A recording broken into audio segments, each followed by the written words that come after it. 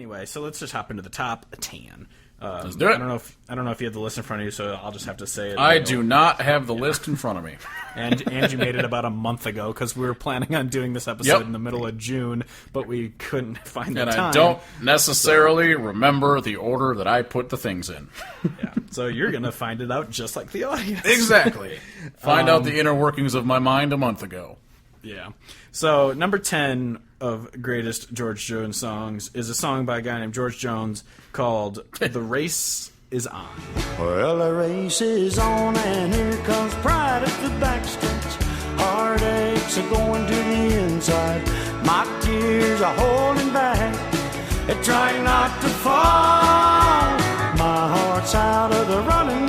True love stretched for nothing's sake. The race is on and it looks like heartaches. And the winner loses all.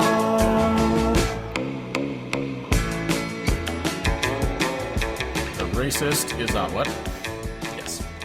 This was his clan song. George Jones was a well-known member of the KKK. So I put this one at 10, and I remember I put it at 10 because it's one of those where it's a classic in the sense of, like, I mean, not everyone, most people know it. It's upbeat. It's the kind of one that will get played on oldies country radio all the time. Oh my God, there's a knife. But it's one of those that, like, I don't really re-listen to it that much, but I have a lot of respect for it and, like, the wordplay. Just the idea, you know, he's pretending like he's, like, reading off the results of a horse race, and, like, the way that horses have all these weird fucking names that sound weird, and so he's reading off, he's saying, you know, describing a heartbreak in a relationship, and he's using these different horse names that are like, you know, and then heartbreak coming fast around the corner. I can't remember all the fucking words, but that's the main gist of it. I think it's really clever wordplay, but it's not one that I listened to a whole bunch of times, but I wanted to make sure I put it on the list because it is a classic in that regard. Yeah, it is fantastic. And so if anyone hears, like, thumping in the background of the episode, it's because I think one of my neighbors is jerking off upstairs or something. I don't know what's going on. But yeah, so that's number 10. Number 9 is a song by George Jones called "These Days I Barely Get By." I walked home from work and it rained all the way. My wife left and didn't say why. She laid all our bills on the desk in the hall. Of these days I barely get by. Put my only $2. Yeah, so this song, and I do remember this. So this one, and then the one after it, they're very similar sounding songs, and I wanted to put a couple songs that made me think of a specific era of not only country music, but like George Jones music in general, where it's got, like, there's, like, female background vocalists making, you know, almost like chorus type songs, and then just the traditional I'm sad as shit and I'm, you know, drinking myself to death and whatever, like, the relationship died. Like, this is, like, these kind of songs are the staple of older, like, country, I think. And so this one and the next one I think of as just, like, perfect examples of traditional country heartbreak songs. Yeah, the next one is the one that I definitely know more, which makes sense because it's higher. But let's just hop straight into it. Number 8 is "If the Drinking Don't Kill Me, Her Memory Will." If drinking don't kill me, her memory will. I can't hold out much longer the way that I feel, with the blood from my body. I could start my own But if drinking don't kill me, a memory will. Yes, I love this song. This is one I've heard many times, and it's it's like you sorry, said, it's I'm just trying one to of those- plug my computer in, and it's not like registering that it's charging, and I don't know why. So just ignore me looking around like a crazy person for a second. because you have an ancient computer from college still. Actually, All right, we're going. We're good now.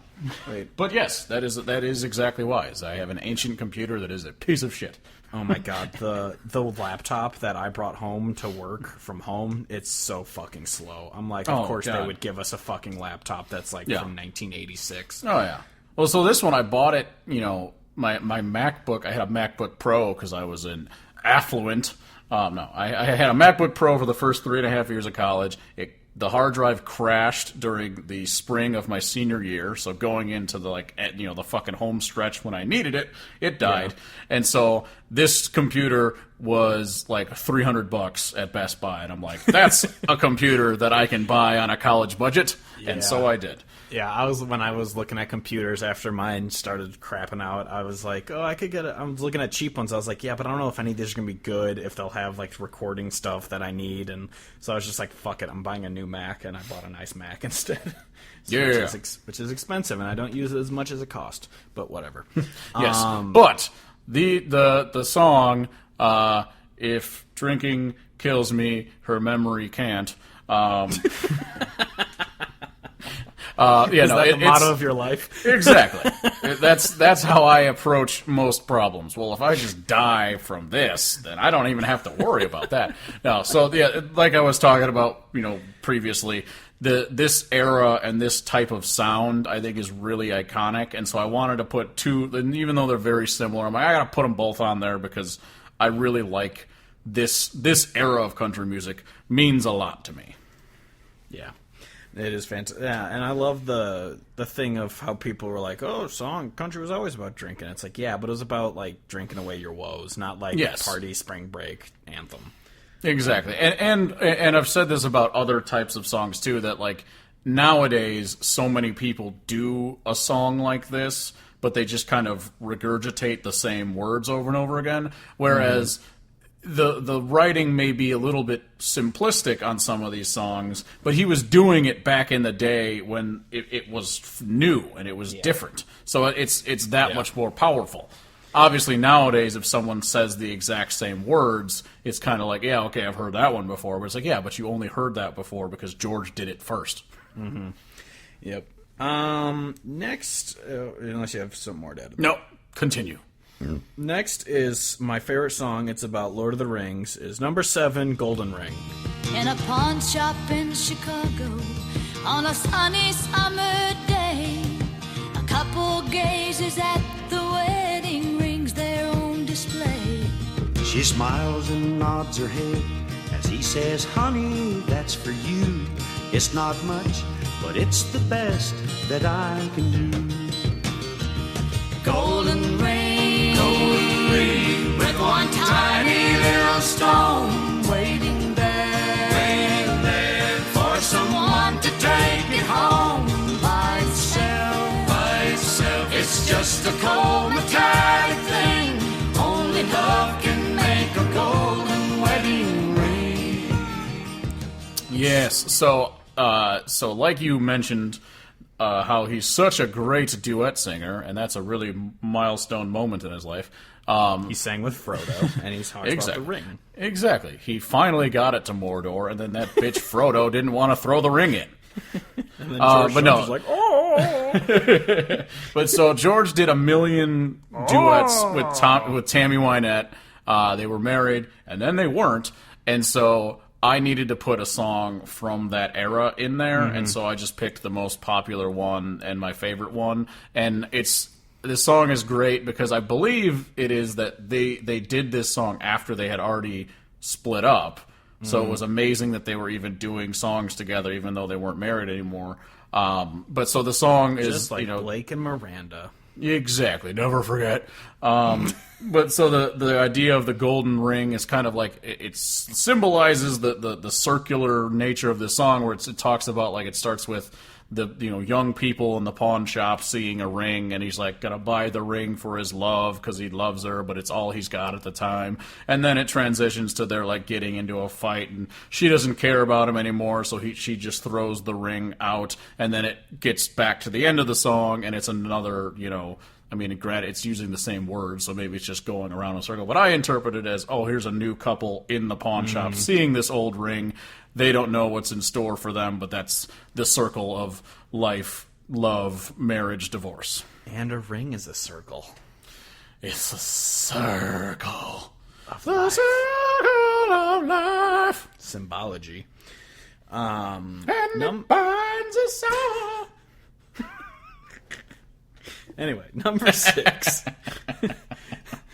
Number 6 is Tender Years. In your eye, there's a love light that's shining for him. But how long will it stay there? Will that love light go dim? You can just see the happiness, you can't see the tears. Yes, it's true, you've been living in your tender years. Tender years. It's about eating chicken tenders for years. Say the same thing. It's a song about Nug. Exactly.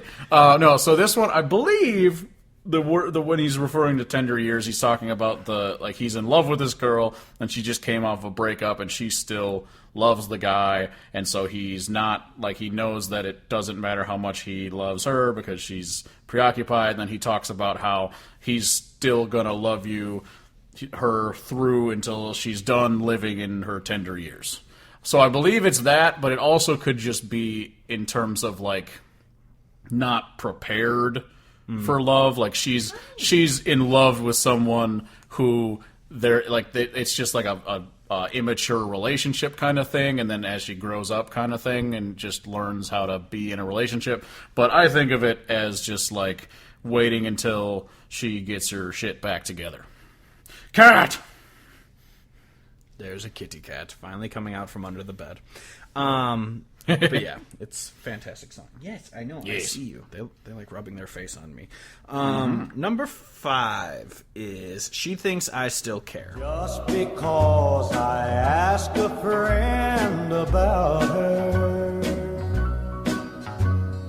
just because I spoke her name somewhere, just because I rang her number by mistake today, she thinks I still care. This song actually, because I made the cardinal sin of not having every single country song ever made memorized, I thought this was a Glenn Campbell song when it came out on that Adios album. Because you're a retard. Yes, I am.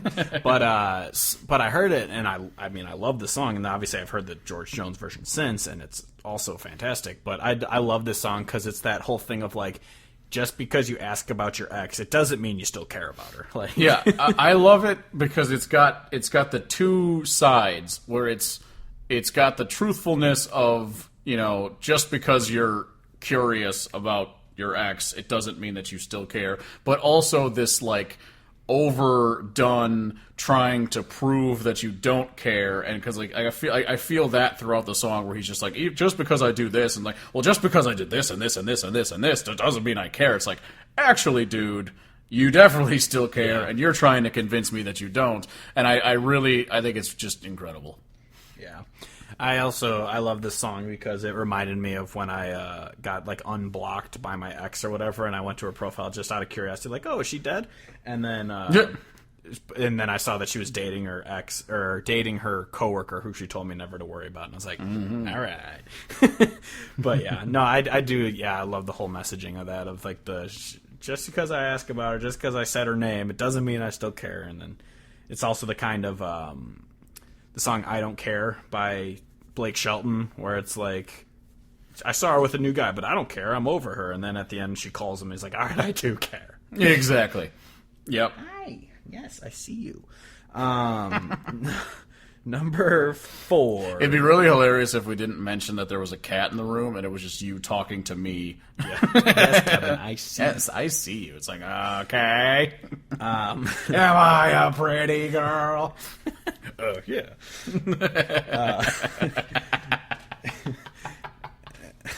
Anyway, number 4 is Choices. I've had choices since the day that I was born. There were voices that told me right from wrong. If I had listened, no, I wouldn't be here today, living and dying with the choices I made. Previously mentioned Alan Jackson singing. Yes. I love this song because speaking of eras, like I was mentioning before, so this, like you mentioned, Alan Jackson sang it 99. So it's an older George, and him reflecting kind of back on his life in a really cool way, and he's basically just saying, you know, I've made these different choices and I have to live with them. And like he puts it in the song, you know, I found out at an early age that I like drinking. And she's like, oh, really, George? We didn't know. I found out at 18 that I like drinking. Yeah, I I mean, 21. Yes, I waited until marriage. I mean, what? Oh, wow. That just made... not that I'm that old, but it just made me feel old that I've been drinking for a decade now. You booze hound. I know. But yeah, me too. And you're younger than me. Yeah, and then some, actually. But yeah. That reminded me, just quick tangent of it. I'm not going to name names because statutory rape is kind of involved. My good God! One time, what a transition! One time, well, no, because it reminds me because one time I was at a party when we were like 18 or 19. We were starting to I was drinking at a house, and my buddy goes, or not my buddy, just a kid who was there goes, yeah, I lost my virginity to so and so's younger sister, and I go, younger sister? Isn't he 17? And everyone was just like, everyone just kind of doing the math in their head, like, wait a minute. Second. This shit ain't right. But yeah, I don't know why. That Gross! just reminded me of that. It made me laugh, though. I mean, she was like 16 or whatever, but still. Yeah. But still. Not like she was like 12. But it just made me laugh because I was the only one to put that together of like, isn't he young? Or younger sister, isn't he young? But yeah. Anyway. Speaking of filling people up, number 3, who's gonna fill their shoes? Lord, I wonder who's gonna fill their shoes. Who's gonna fill their shoes? Who's gonna stand that tall? Who's gonna play the Opry and the Wabash Cannonball? Who's gonna give their heart and soul to get to me and you? Lord, I wonder who's gonna fill their shoes. If we were ever to get canceled, #canceled. That's the transition that'll do it. I was thinking about that the other day. I was like, if our podcast were to ever get popular, it would be canceled just as quickly. Yeah. Oh, I'm sure in someone's eyes we're already #canceled, #blessed, Well, we are, because we're blocked by that one Rolling Stone author. Never forget. So she #canceled us. Oh, I will still for. I mean, it's not the exact same thing, but that just made me think of. I will tell my children about the fact that there was a legitimate news article or whatever that linked to my article about how Walker Hayes is the worst about thing Walker ever. Hayes is the worst thing in country music. And the fact that someone linked to my article in a legitimate publication, I'm like, this is the greatest thing that's ever happened. Yeah, so someone went as far to say Walker Hayes is the worst thing to happen to country music ever, and I'm like, I said that. Then I clicked the link. I did say that. Fantastic. Never forget. But speaking of people who don't suck giant dongs, Me? who? JK. No, you do. Who's Gonna Fill Their Shoes is a great... It's so great because I don't think... Like, anyone could sing this song and it'd be great because it's a great song, but having George sing it has so much more weight because it's like he lived through the era of all these people. So when he's standing out there saying, well, who's gonna fucking do it? I just lived with legends. Who's gonna take up the reins and continue it to the future? And it is one of those things that makes you kind of stop and think, like, fuck, like, who could possibly do something as great as they have? But I do also have to say, we are living in quite a wonderful time of new music. Not everything is popular, but we really are in a golden era of people making music that is incredible. Yeah. And I don't know if George saw it this way. You know, I think he was hoping for another superstar to come out of nowhere and fucking do the same shit, but we may not have these tentpole figures in the mainstream, but we've got a sea of fucking rabid, incredible artists, and I think that's almost better. Yeah, and I love the, there's a couple things I love about the song. One, it's hilarious that it was recorded in 1985, and he was already saying, like, what's going to happen to country music? Like, exactly. And then it's been 34 years since then, and it's still like, what the fuck? And then people are still saying, like, who's going to fill their shoes? Like, isn't it mentioned in the Eric Church song where he goes, like, Waylon would say this, and so would Hank, or what? And like, what the hell's that song called? A lot of boot left to fill. That one. I'm pretty sure he references this song. Yeah, and I know that I've heard. I know that it might just be from that song, but I swear to God, like in the back of my brain right now, I'm like hearing some sort of lyric that references, you know, George asking who's going to step up and you know, who's going to fill their shoes. Who has shoes? And where are they? Can I fill them with poop?